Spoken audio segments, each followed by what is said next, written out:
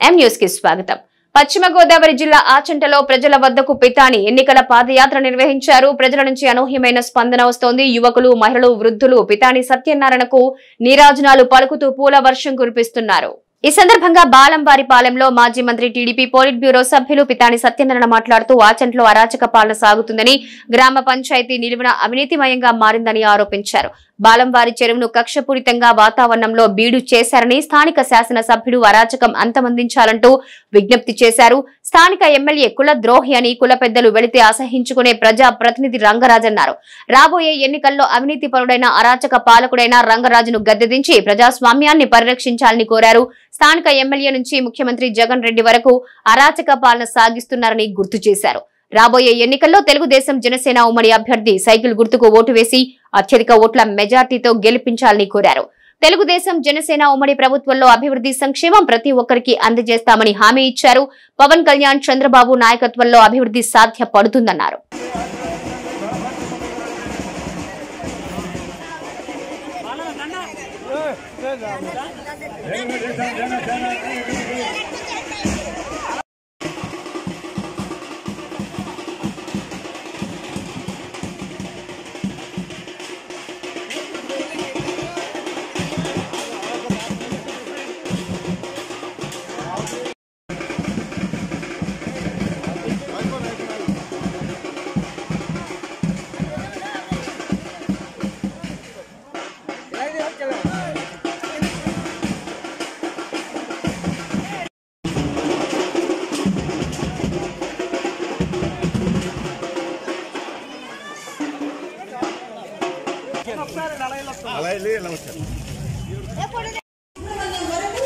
దళితులను చంపి dock delivery చేసిన పెత్తందారి ప్రభుత్వం డాక్టర్ అచ్చెన్నాయుడును చంపిన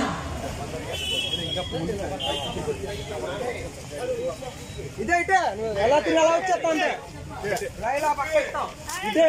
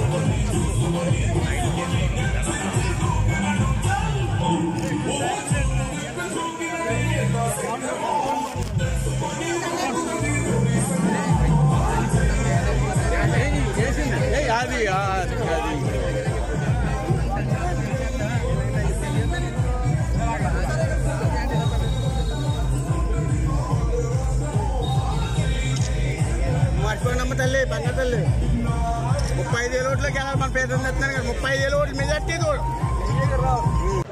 ఆచంటలో అరాచక రాజకీయం జరుగుతూ ఉంది. పంచాయతీ నిలుపున్నారు. పంచాయతీ చెప్పాలంటే పెద్ద అవినీతి కూటమి తీవ్రకరం ఈరోజు ఈ గ్రామంలో ఉంది. ఒక అంగులు కలపాలంటే ఏమి నాకు డబ్బు ఇస్తావు, భూమి ఇస్తావా, ఏదో నీ అపార్ట్మెంట్ ఇస్తావా అని చెప్పే కార్యక్రమం ఇక్కడ చూసాం. దశరథగూడకు సంబంధించిన చెరువుని కక్షపూరితమైన వాతావరణంలో బీడి పెట్టిన పరిస్థితి చూస్తే బాధ కలుగుతుంది. చేస్తే నీళ్ళని చెరువు చేయాలా, కానీ ఆ యొక్క వర్గం మీద కక్షపట్టి శాసనసభ్యులు చెప్తున్న అరాచకానికి అంతమందించమని మాత్రం ఈ సభాముఖంగా చెప్తా ఉన్నాం. ఇటువంటి కుల ద్రోహి, కుల చేతులు ఇంకా అంతమందించవలసిన పరిస్థితి ఉందన్న విషయాన్ని కూడా స్పష్టంగా చెప్తా ఉన్నాం. ఈనాడు మీ అందరికీ తెలుసు, ఈనాడు జరుగుతున్న రాజకీయం 2024 ఏప్రిల్లో సార్వత్రిక ఎన్నికల సందర్భంగా మీ అందరూ కూడా సహకరించండి. మళ్ళీ ఇక్కడ 3 మాసం చేపల పులుసు, ఏట మాసం, రొయ్యల పులుసు, ఎండి చేపలు మరియు మొదలుపెట్టాడు సీజనల్ బిజినెస్. మోసపోవద్దని చెప్తా ఉన్నాం. మోసపోతాను నేను అనుకోవట్లేదు, కానీ జ్ఞానోదయం అయింది. అప్రమత్తంగా ఉండండి. వడ్డిస్తానంట. ఇప్పుడు కూడా వెళ్తే పలకంటలు కట్టి వడ్డించేస్తున్నాడు. చెరువులో పువ్వు ఎట్టాడు. ఏమనంటే అమ్మా నేను మీ చెప్పలేదు వడ్డీసిస్తాను, ఒక్కడు నా దగ్గర రావట్లేదు. వెళ్తే వడ్డీయడు, వెళ్తే మాట్లాడు, వెళ్తే మొబైల్ చూసుకుని చెక్కిస్తాడు. చిన్న కులాలంటే అసహ్యమైన ఒక వ్యక్తి ఈ సమాజంలో ప్రజాపతిగా పనిచేయాలని చెప్పడానికి బాధపడతా ఉన్నాం. ఇటువంటి వ్యక్తిని మనం చూడలేదు. జగన్మోహన్ రెడ్డి లాంటి వ్యక్తిని చూడలేదు. ఈరోజు ఇద్దరిని కూడా ఇంటికి పంపించవలసిన పరిస్థితి మనందరి మీద ఉందన్న విషయాలు కూడా స్పష్టంగా చెప్తా ఉన్నాం. చాలా అభివృద్ధి చేస్తాం, ఇంటి చేస్తాం, రోడ్లు చేస్తాం, అన్ని చేస్తాం. ఏమీ చేయలే. కొత్తలు కూడా పొట్టలేని పరిస్థితి ప్రభుత్వానికి. డబ్బులు మాత్రం రౌడీలు.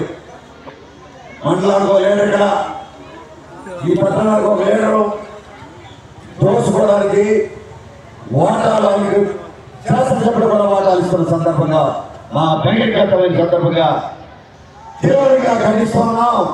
అరాచక అవినీతి పనులు ఇద్దరు కూడా శాసనసభ్యులు కానీ ఇక్కడ ప్రజాప్రతినిధులు కానీ అంతమందించినటువంటి పరిస్థితి ఈరోజు ఎన్నికల్లో ప్రధాన భూమికి కావాలని అందరూ కూడా కోరుకుంటూ ఈ కార్యక్రమంలో పాల్గొన్న ప్రతి ఒక్కరు కూడా హృదయపూర్వక అభినందనలు జరగాలని రాబోయే ఎలక్షన్లో మీ బాధ్యతని మీరు వ్యాపార ప్రాంతంలో లేకుండా కర్తవ్య నిర్వహణలో మీ బాధ్యత సహకారం నాకు కానీ మీ పార్టీకి జనసేన తెలుగుదేశం పార్టీకి కావాలని కోరుకుంటూ సెలవు తీసుకుంటున్నాను. మరిన్ని తాజా వార్తా విశేషాల కోసం M News ని సబ్స్క్రైబ్ చేయండి, మీ మిత్రులకు షేర్ చేయండి.